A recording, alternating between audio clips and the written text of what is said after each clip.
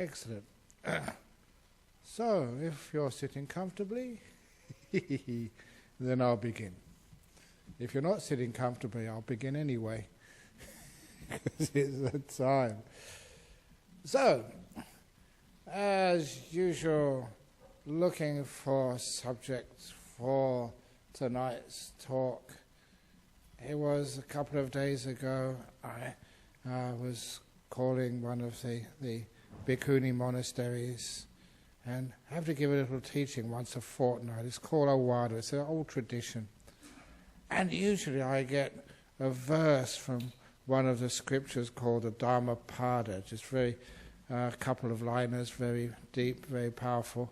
But I couldn't find where I left the book. So I was in trouble, I didn't have anything to say. But I did have a copy of my first book, the one which I published, Open the Door of Your Heart. And right in the front there was this wonderful poem, which I put at the frontispiece. To grant yourself a moment of peace, and you'll realize how foolishly you've scurried about. Learn to be silent, and you'll notice you've talked too much. And be kind, and you'll understand just how your judgment of others was just too severe, too tough. And I thought, wow, that's a very nice little saying, and just because I remembered it a few moments ago, I thought, wow, that's going to be the subject of this evening's talk. That little old Chinese verse which I read a long time ago, and I don't know actually where it came from, but there it's in the front of the book. And even just learn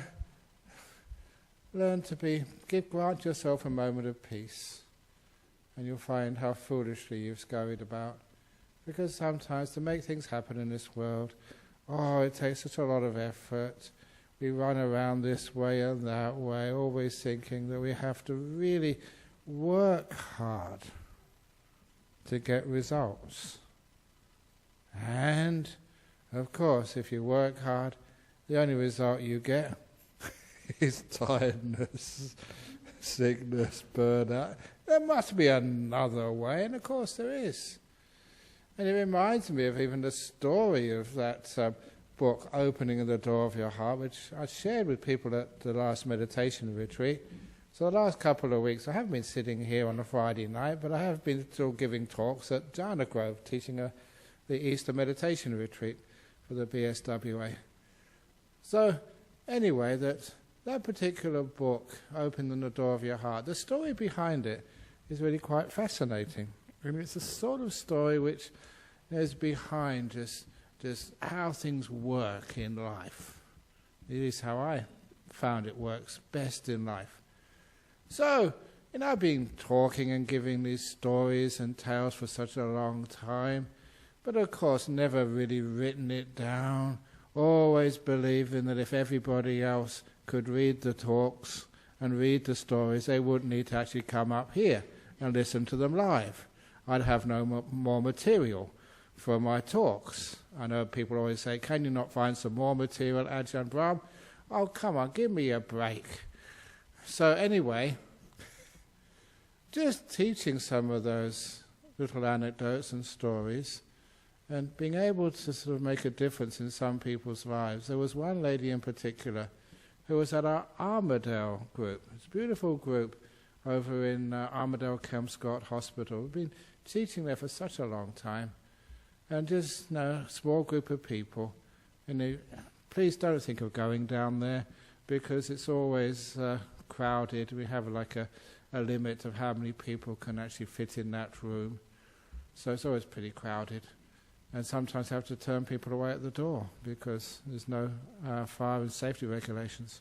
But anyway, I remember just one lady was, she was going through a very acrimonious, very traumatizing divorce. And those people who've been through a divorce, you notice how difficult it is.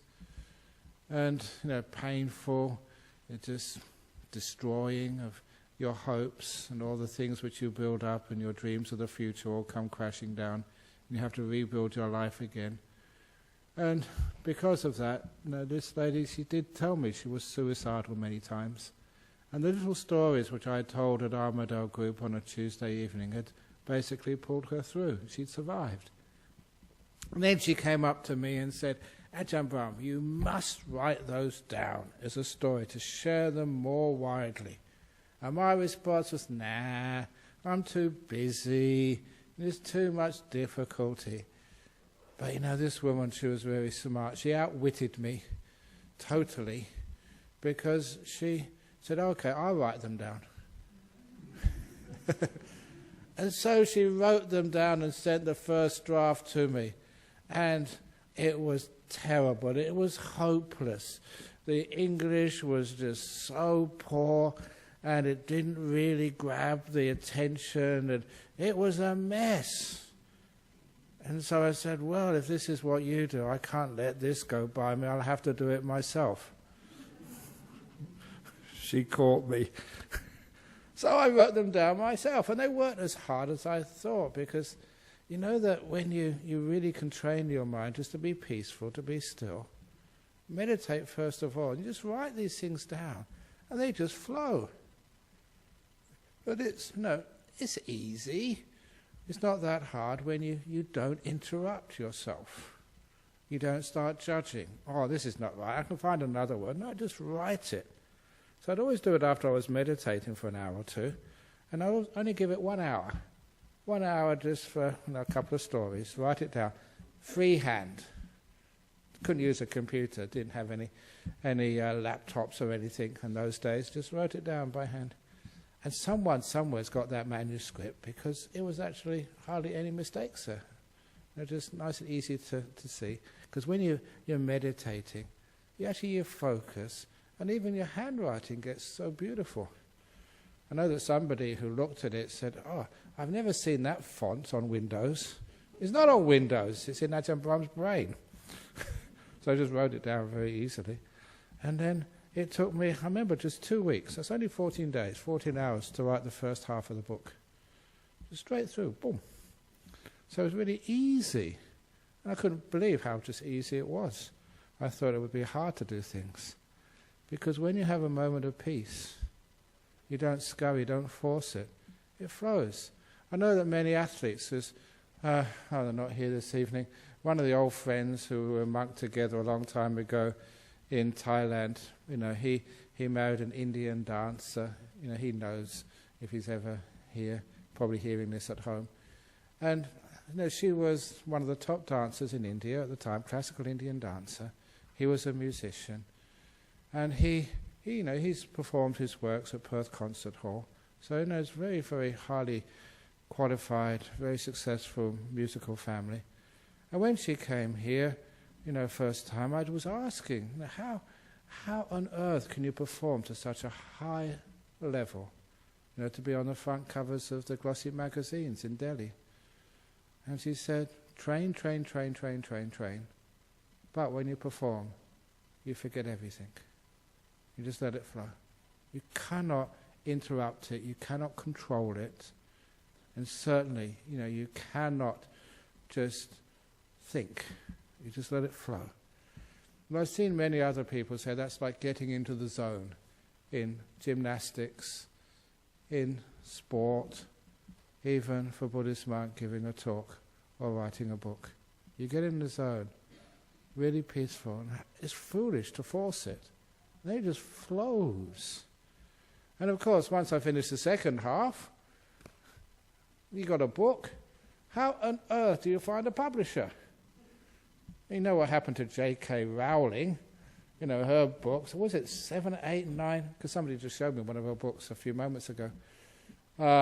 7, 8, 9 publishers before someone accepted it. I never needed to go through that. She was trying too hard.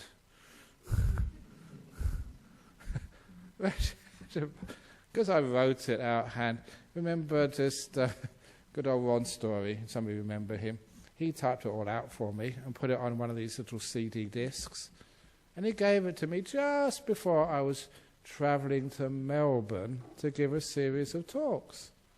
Leave in the morning, arrive there in the afternoon, straight to Melbourne University to give a talk. And just gave a nice talk. And afterwards, I had the CD in my bag, my little yarn, this thing. And then this person came up to me afterwards and said, "Oh, wonderful talk. I'm in the publishing industry. If there's any time you want me to publish a book, just let me know." So I put it out here. That never happened to J.K. Rowling. No effort at all. It just happened. Never needed to post it to anybody. It was there. No rejection slips, it just got it there. And another part of that story, because I was mentioning it because I saw the book by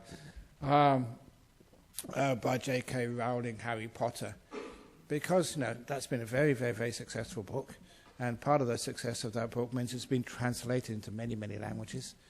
And when I went to, where is she? I can't see here. When one of the disciples was visiting Indonesia, she went into the biggest bookstore in Jakarta. It was the Gramedia chain. And she was stunned because she saw me there. She said, "Ajahn Brahm, what are you doing in the bookshop in Jakarta? You're supposed to be in Perth." And she did a double take. She looked, and it was a cardboard copy cutout of me.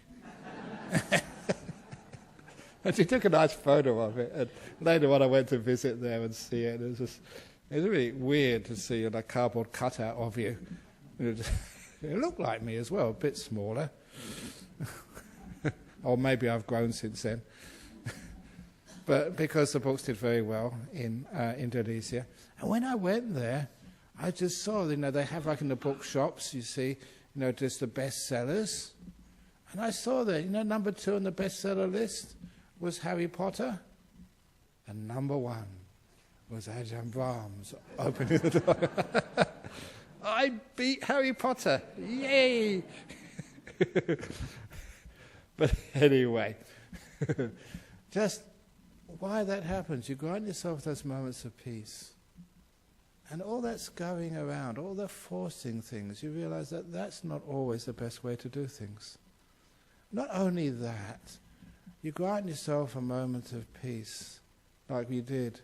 And nice, you have to give it, grant yourself it. No one else will give it to you. And it's not something the government will award you. You have to sort of take that. It's your responsibility, it's your choice to say, enough for now. I'm going to rest my body, I'm going to rest my mind, and give myself some peace. And once you do give yourself some peace, it's amazing just how your life goes more smoothly. That when it comes to passing exams, and this was, wow, I don't know where I got some of this stuff from, except, past lives and stuff, but we won't go there at the moment. But even when I was at the college doing final exams, just talking about this in the car to someone just a couple of days ago, it was weird.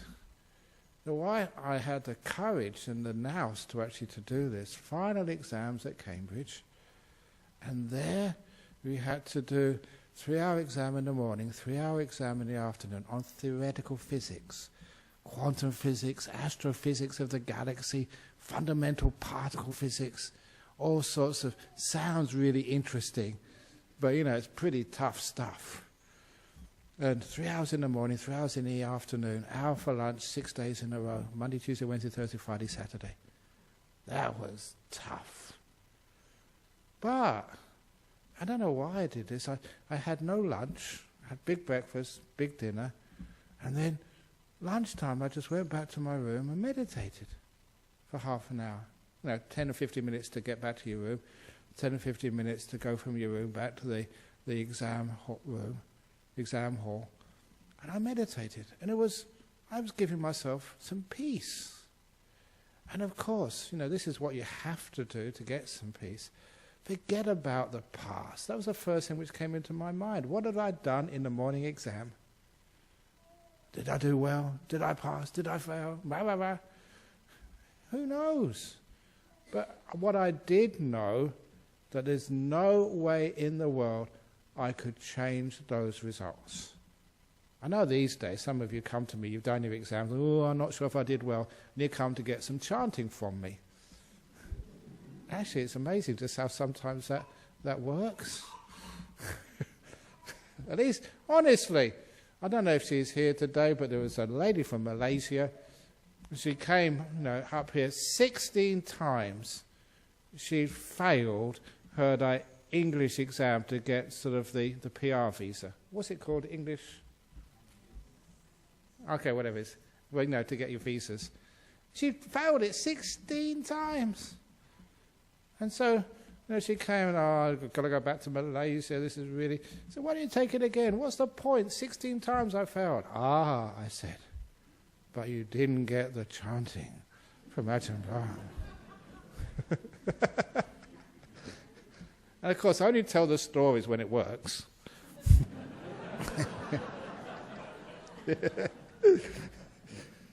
And she rang me up afterwards. She said, Ajahn Brahm. I said, yeah, it worked, didn't it? She said, yes. 17th time lucky. She was really impressed, and my reputation went up.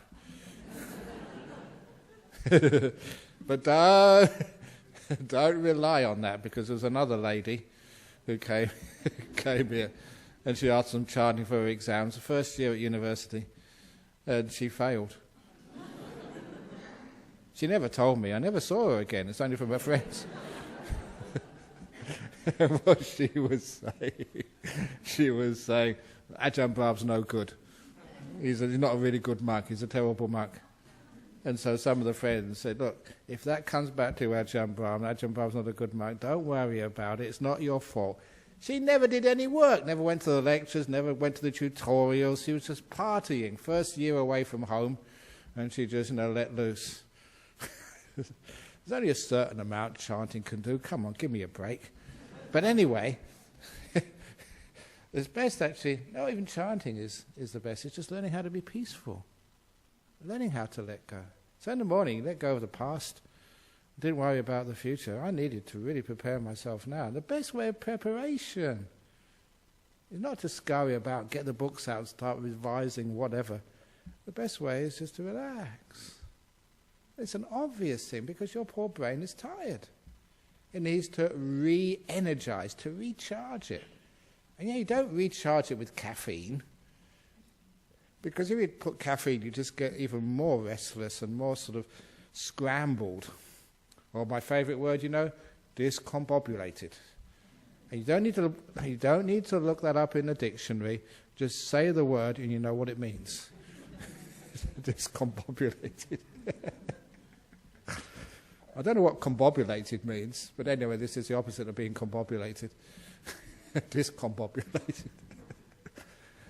So anyway, but then you realise just that's not the way to get some energies to focus and some stillness. Because when you get peace, and you feel peace, you feel it inside yourself, and you know it, you get used to it, you can turn to it any time. Give yourself those moments. You have to give it to yourself.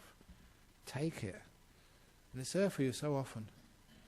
Some of the times which I've mentioned, a totally different talk, the in-between moments of life. When you've finished doing one thing and you haven't started the next job or the next appointment. You're stuck in the traffic, red light, and you've got to just wait for a while. You can't go forward, you can't go back, you're in between. You're waiting for the talk to start. You're waiting for someone to finish in the toilet because you're right there right now and you can't do anything. So you're in between things, and those are the in-between moments of life where you can grant yourself moments of peace. Just be and stop going somewhere. Only half an hour between exams. And then you can actually really re-energize. And when you do re-energize, that means that afterwards, all that worry and scurrying and working and struggling and striving, you realize that sometimes that's useful, but in these particular cases it's better just to be still, to give yourself peace. And it's a very wise way of being a high achiever. Being successful, not just in work, but in your relationships, in life, in just your own personal health and well-being. Peace. Many sicknesses, many diseases all come because we haven't got enough peace in our life. Many arguments, friends arguing with one another, disagreeing, all become because we have no peace. And at this point, with arguments, I come to one of the little jokes, which is a nice segue. Where's Dennis has gone? Because yeah, that's right. I sent it to you a few days ago, and to some of the other committee members, about the wise advice from a master. It's a whole series of little cartoons. And the disciple asks his wise master for some advice. And the wise old master said, "I never argue with idiots." And the disciple said, "I don't agree with that." And the master replied, "Yes, you're right."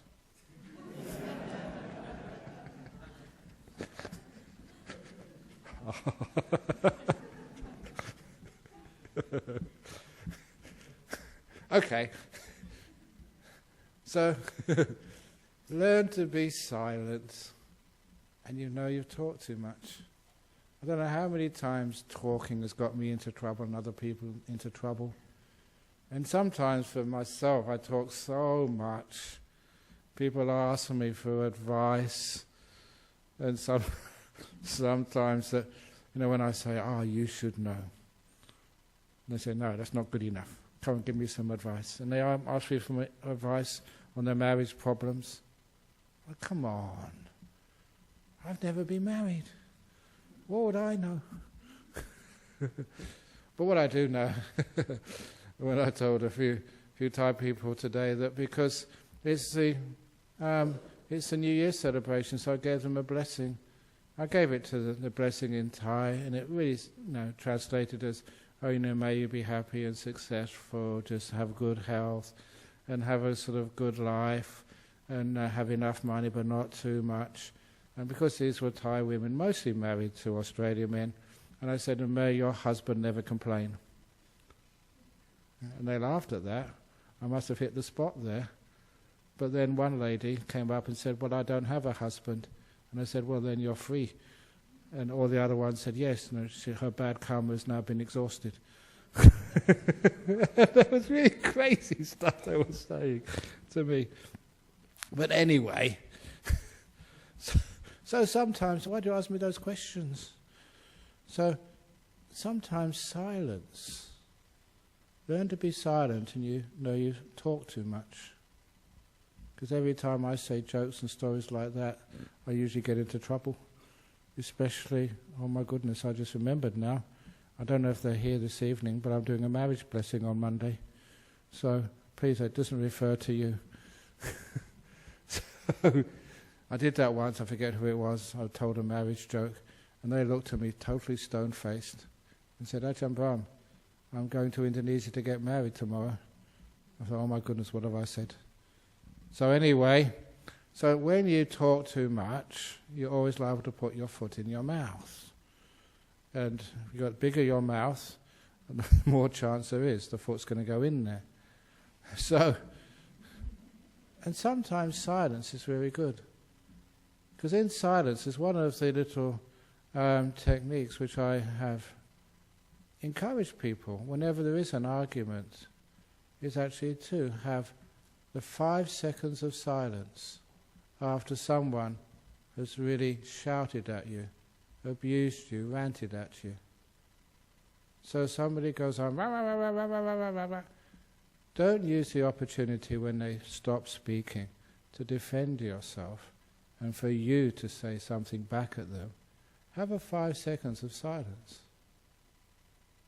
Because in those 5 seconds, that pause, when they're ranting, their abuse, their sort of tirade at you has stopped. If you speak next, it means they won't have the opportunity to reflect on what they said and why they said it.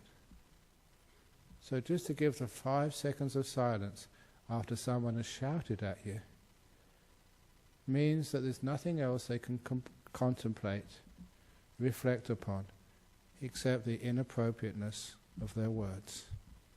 It's a 5 seconds of mindfulness, of reflection. So sometimes that silence, that gives amazing results, much better than speaking back. And so learn to be silent, and one realizes one has spoken too much. It's not just the outer speech as well, it's the inner speech. Learn to be silent, and sometimes all that commentary inside, which is sometimes what disturbs us and can sometimes send us crazy, the inner chatter, the inner thought. We can learn some silence, and it puts that inner thought in perspective. As you all know, if you have read that book, Open the Door of Your Heart, was the story of my training as a monk. It wasn't just listening to talks like this or study. It was a lot of using life's experience and understanding from life's experience how this right attitude, even silence, works. And that was when we were building the big hall over at, where was it, at Wat Pah Pong. 9 days of hard work pushing wheelbarrows. From only eating one meal a day in the morning, finished by about 9 o'clock. And it was not nutritious at all. It was just really basic village food. And working in the jungles, sweating, being bitten by mosquitoes, pushing wheelbarrows, shoveling dirt, just 9 days of hard labor. We didn't have unions in those days, although I was thinking of starting one. Sometimes CFMEU, Construction Forestry Monks. And union. But no, we didn't have any unions there at all. It was really hard work. And I started getting upset. This is not what I became a monk for. I became a monk not to be exploited as a cheap labourer. I had a degree from university. Remember, a good degree from a good university. It might be the story here in Australia about the graduate who got a job, the only job he could get was in the supermarket. And as soon as he went to the supermarket, so the manager gave him a broom and told him to sweep the aisles. And he said, but I'm a graduate. I got a bachelor's degree with honours.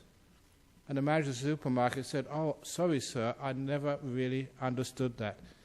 Here, this is the way you sweep. Good, you got that joke. So that's what I was thinking. Pushing wheelbarrows, I got angry. And as I mentioned in the meditation, you can read a person whether they're angry or not just from their face. It's just written all over you. And so I couldn't pretend I wasn't. And that's when one of the other monks came up to me and they told me, they gave me this wonderful teaching, the whole purpose of me telling this anecdote. And they said, pushing a wheelbarrow is easy. For 9 days in the hot forest being bitten by mosquitoes. Pushing the wheelbarrow is easy. Thinking about it is the hard part. And that was worth 9 years pushing wheelbarrows if I had to, just to get that understanding. Learn to be silent in your head and things become so easy. Thinking about it is the hard part. It always is. Even giving public talks, thinking about it makes it impossible. Doing it is easy when you stop thinking about it. So this is one of the great reasons why when we have silence, we just literally do go with the flow. We don't disturb the flow. And we do actually find whatever we have to do in life, even going to the dentist, even going to a committee meeting, an AGM, thinking about it, even dying. Dying is very easy. Thinking about it is the hard part. You don't believe me? Try it.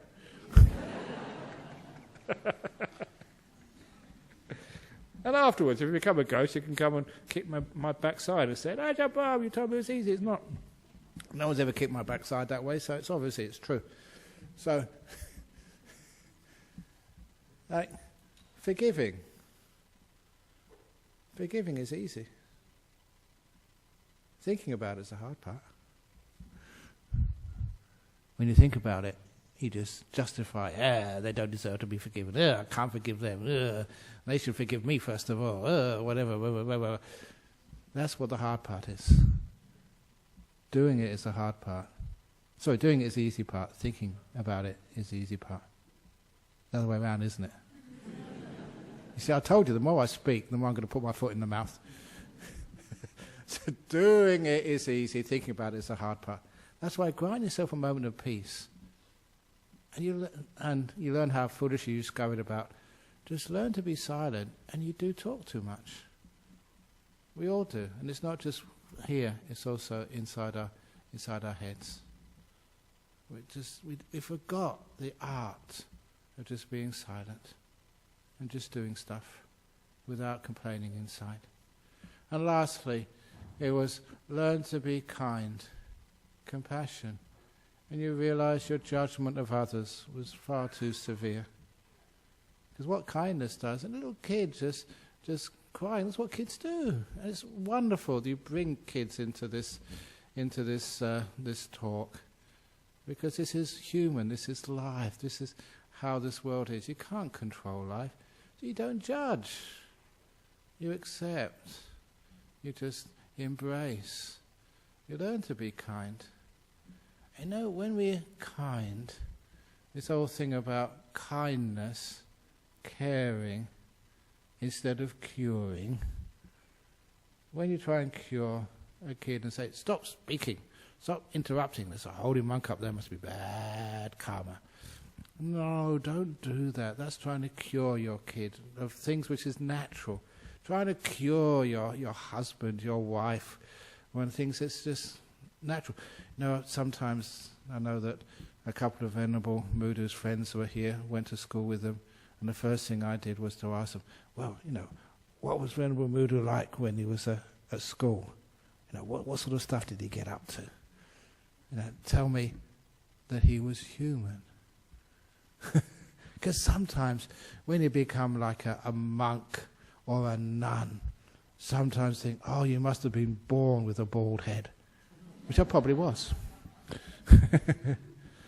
Oh, you must have been born silent, which I was.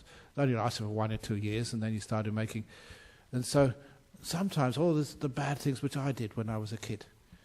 I don't know if I told you all the silly things and stupid things which I did as a kid, but I need to say this because sometimes people think, oh, you know, to be a monk, to be a nun, to ordain, you have to be just so pure that you are born with a halo on your head and you never got up into any mischief or trouble. So that's when I told the story at the last retreat. And I was about 8 or 9 or 10 years of age, I can't remember what, when I gave my mother a birthday present. Have I told this here? No, okay. Not a mama? No. Anyway. So I gave my mother a birthday present. I'm only about 8 or 9 years of age, maybe 8. And so what I did was give her a nice surprise. So at that time, it was in West London, it was in Acton, where I grew up, right next to Shepherd's Bush. And so that's why I tell a lot of people when they say, oh, where were you born? I say, I was born in the bush. I grew up in the bush. I said, really? What part of the bush? You know, was it up in Geraldton, or was it in Burke, or Birdsville or somewhere? I said, yeah, it was Shepherd's Bush. But anyway, that they had a craze, like a food fad. This was more than 59, 60. And it was jellied eels and mashed potato. Oh, come on. Have you ever had jellied eels and mashed potato? How do you know? That's like, they say, ugh. That's when I went, so this is going off on a tangent. about, this is like, learn to be kind and you'll realise you've judged too severely. This is actually expanding on that, because this one time I was invited to Rolling Stone Primary School, a long time ago, so I think I don't mind naming it. And I accept these invitations, maybe I should be a bit more mindful and ask, well, what class am I supposed to teach? And it was year 1s and year 2s. Grade 1, grade 2. And they wanted me to talk about Buddhism. And I thought, oh my goodness, this is going to be a challenge. How do you teach, like I think it was 2 classes all put together, 60 kids of that age, teach them Buddhism? That was a challenge. But I like challenges, and of course, the ones I failed, I never tell anybody, but this one, it worked again. So what I did was, I thought, 60 kids there, really young, the parents were sitting in the back, and I said, okay, put your hand up, anyone who's ever eaten, put your hand up if you like rice pudding. Rice pudding. There's, Rolling Stone School. And about 2 or 3 kids put their hand up. They liked rice pudding. Oh, no, sorry, no, it was the other way round. Sorry, let's go back a bit. Put your hand up if you don't like rice pudding. And 2 or 3 kids put their hand up, they didn't like rice pudding. Now, I think you can relate to this, a group of 5 or 6-year-olds. The other kids looked around, and a few other kids put their hand up, because 2 or 3 kids started it. Yeah, we don't like rice pudding. And then after about 3 or 4 minutes, the whole 60 kids, they had all had their hands up. They had agreed they did not like rice pudding. And then, so okay, put your hands down. And then the next question was, put your hands up if you've ever eaten rice pudding. And about 7 or 8 kids put their hand up. And everyone else laughed. The kids laughed as well. They got it. That was actually amazing. You could actually just think outside the box and teach kids about judgments of things you've never even tried. Learn to be kind, and you find out your judgments of others were far too severe. They weren't really correct. So even like jellied eels and mash, how do you know? When you went, ugh, have you ever tried it? Actually, you were correct. I agree with you. It's disgusting, but... But anyway, so you know what naughty, saintly Ajahn Brahm did as a kid, 8-year-old? I just went, got some pocket money, and I bought an eel, a live one. Because a live one, I could buy a live one. They didn't ask me what I wanted it for. So I already had the little shoebox and some wrapping paper, and I put this eel in a shoebox. And I wrapped it up really carefully, as best as an 8-year-old kid could do. Just make sure it's really nicely folded, a nice little tape, and I even had the bow to tie it up with a nice bow, and a little gift card in a happy birthday to Mummy. On your birthday with love from your son Peter. That's my name, XXX. And when I handed it to my mother as a surprise, she was just... her heart was almost just exploding with pride. That's my little kid. And he did it all by himself. And the amazing thing was, I actually could pull it off, that without sort of laughing and giving the game away what was inside. And I remember, my mother was almost crying with pride and joy. And if you get a nice present from a little kid, 8-year-old, and said, oh, I wonder what's inside. When she opened it up, and I was looking at her, what's inside? Oh, surprise, Mummy. And she was surprised. Because this little eel, as soon as she opened the box, the eel came up right in front of her. And she screamed so loud. That was where I understood what like an exit strategy was. I'd already planned out where I was going to run and hide for 2 hours. So, that was my upbringing as before I became a monk, my poor old mother.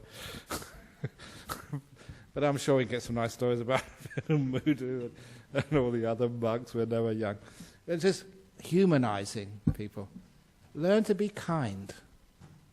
And you realize your judgments of others were far too severe. Just the way we look at other people. And just look, they're the same as you. We make mistakes. We're not perfect. That makes us human. That's what kindness does. It embraces people, allows people in. Judgments is what pushes people out. I know that time when I ordained bhikkhunis, and I had to forfeit membership with Wat Ba Pong and many of my friends. Somebody was actually, I remember the person, Dr. Yifa, she was from Fo Kuan Shan. She was really good value for money. I don't know where she is, but hope she's doing well. I always remember her. She sent me this little poem. There was, what was it again?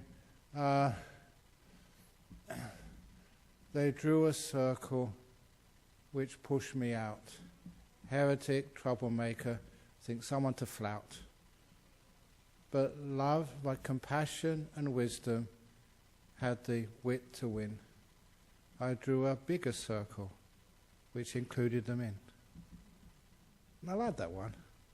Sometimes you get rejected, you feel you don't belong, other people. But you draw your circle. Don't let other people draw the circle for you.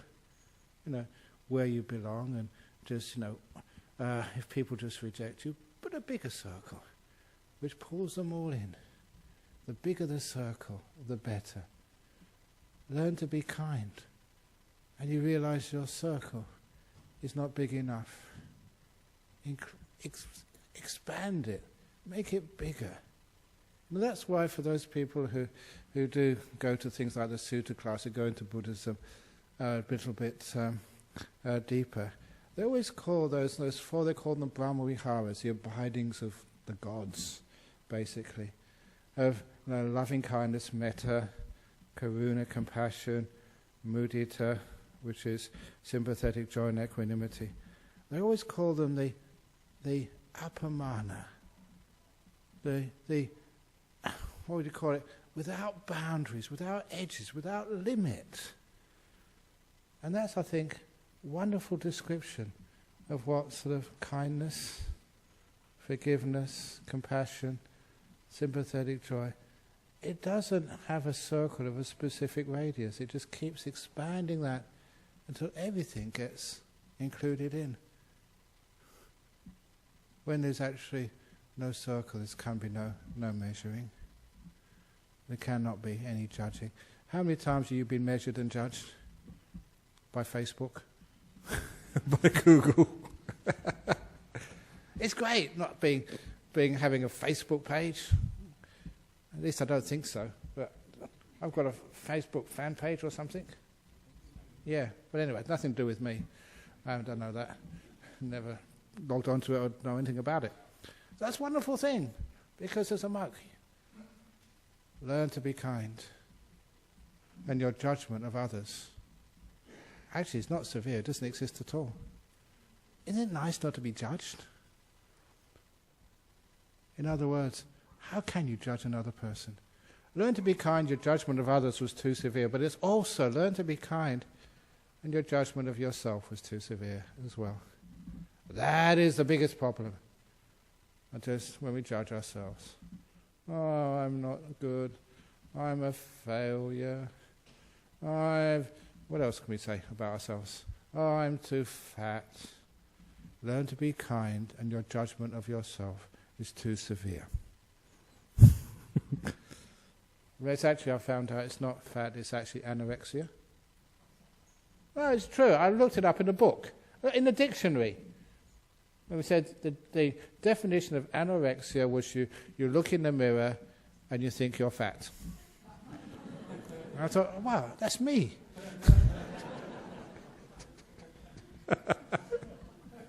I got all these excuses. It's just gravitas, that's all. But anyhow, so learn to be kind, and your judgment of others is far too severe. And also learn to be compassionate, and your judgment of yourself is far too harsh. So this is learning how to have this wonderful wisdom and kindness and peace so that you can be free and be happy. And you can just like dance through life with getting into the zone, not pushing, not forcing, and amazing things happen. It's almost like a secret, not really a secret, it's a success. And I don't mean worldly success. I mean success of being at peace and happy in your own skin. Happy alone and happy with others. So you always find they both work together. Sometimes, as a monk, you spend a lot of time in solitude. And people ask you, do you ever feel lonely? And the answer is, honestly, no. Because when I'm in a cave meditating, there's always someone there. My best friend. Me. I'm kind to me. I realize I'm not the best in the world, but I'm kind to me. So I embrace myself. Sometimes, because sometimes monks sort of, we don't really get into hugging. But actually I do. I hug myself. I do.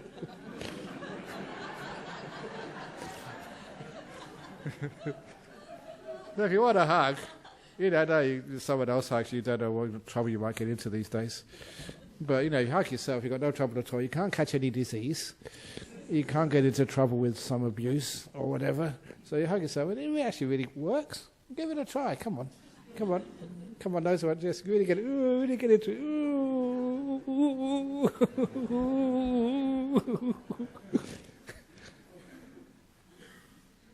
Now, you try it. Don't think, that's stupid, when you haven't tried it.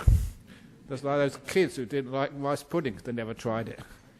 You give it a try, and it actually works. So sometimes people, just what sort of Buddhist centre is this? We want to come here to learn the higher Dhamma. That is the higher Dhamma.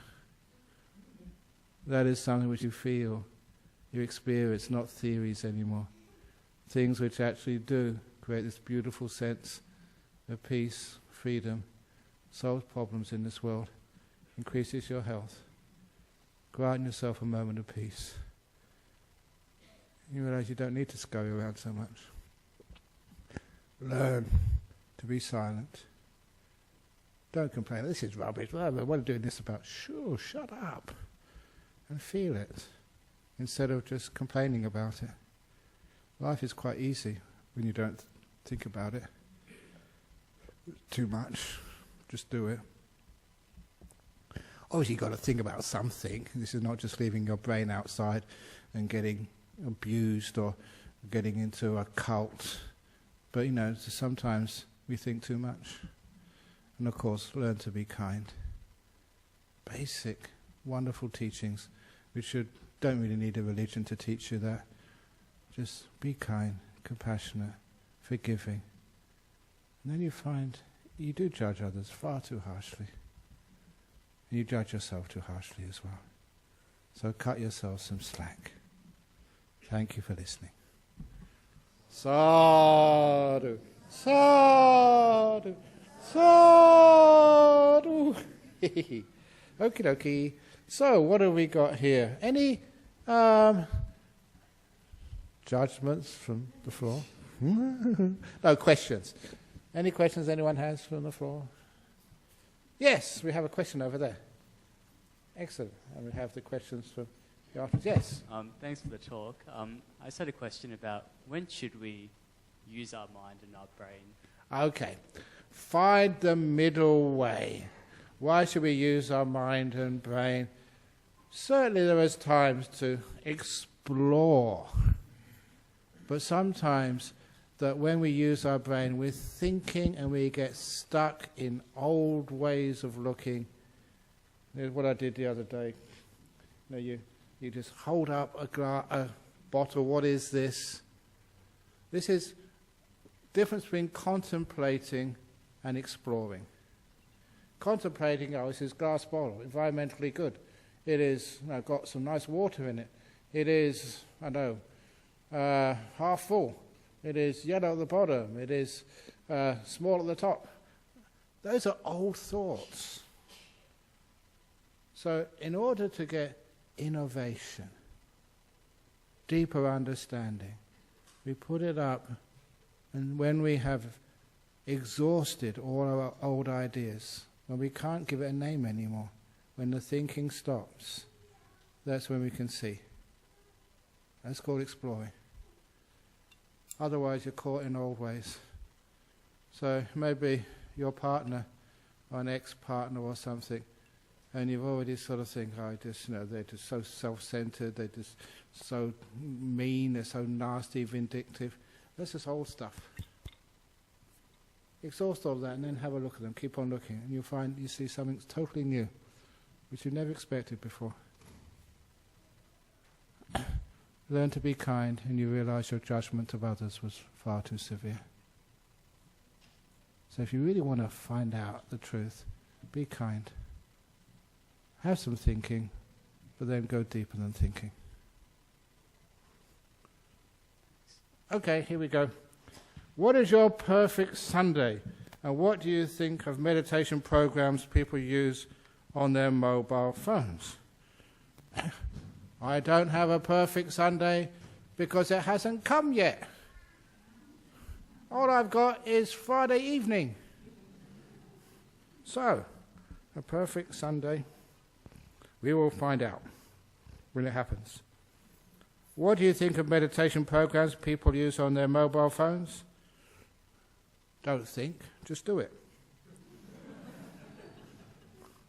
From Germany, that's from Wales. What does peace really feel like? That's a really good question. Is it a feeling or an attitude? How to find peace when the body and mind are affected by pain and burnout? What does peace actually feel like? I can't tell you that. Because if I'm telling you, you're not feeling it. You're just believing it, some idea from somebody else. So after a while, you do a bit of meditation, you can actually feel peace. Okay, I'll give you a little shortcut to peace. This is from Germany. So just, it takes about 2 minutes to do this little exercise. You can close your eyes here, and in Germany, the person who asks this question, if you're listening to this, close your eyes and just see the reaction in your mind. Peace. Peace. Peace. Peace. Peace. Peace. Peace. Peace. Peace. Peace. Please excuse me for interrupting now. I don't like interrupting myself, because did you notice that when you said that word, first of all, the mind followed the direction? You experienced a tiny bit of peace, and I repeated it and repeated it and repeated it, and every time I repeated it, your mind just went there until you felt peace. The word was just a signpost, but your mind automatically followed it until you could actually feel, experience what that word means, what peace is. So that's how I answer the question, by leading you to actually to be peace. And the body and mind are affected by pain and burnout, you can still do that. Peace. Peace. Because the pain is in the body. This goes even deeper than that. You can still find peace. And anyway, from UK, how do we stop giving before we run out of energy? I usually don't realize I've given too much until I exhaust myself. By granting yourself many moments of peace. Grab them, take them. And so no one else will give them to you, but they're there like the air to be breathed in It's free. So you look for peace. And when you have the chance, you don't throw those chances away. The in-between moments of life. The time when many people feel they're bored and they look for something to interrupt themselves. Instead, we pause and grant ourselves a moment of peace. One of the other things is a lot of times people feel guilty. They're not doing anything. Which is one of the reasons why it has to be a gift for yourself. Now I said that really naughty thing I did to my mum. But also that sometimes when people ask if there's anything you need, it could be a wedding anniversary. It could be a birthday. Why not give yourself a gift like I give myself a hug? If it is your birthday soon, get a nice little box and put in that box a piece of paper and say, peace on it. Write it out as beautifully as you can, maybe with some symbol of what you feel peace is.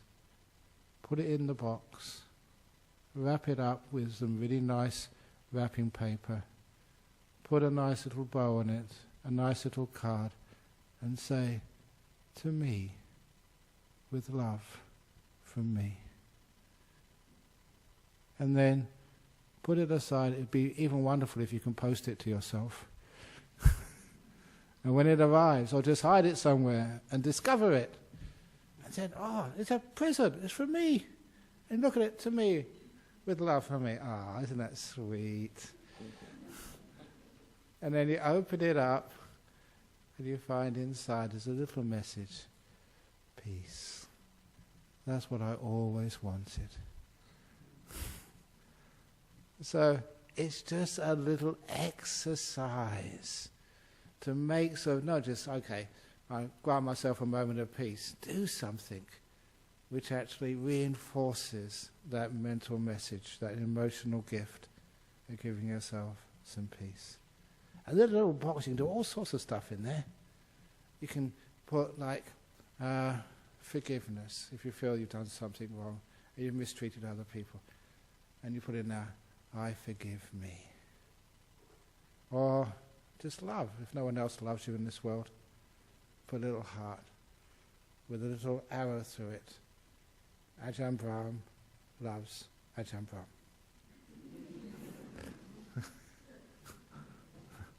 You know, that's not as stupid as you think. That is actually powerful. And reminds you of, oh yeah, okay.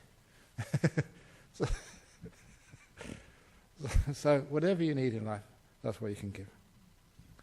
Okay, and that's how you stop giving before you run out of energy. You run out of energy, of course you. What point is giving when you run out of energy? So you've got nothing else to give anyway after that. And you know what happens when we give too much? When we run out of energy, we get grumpy.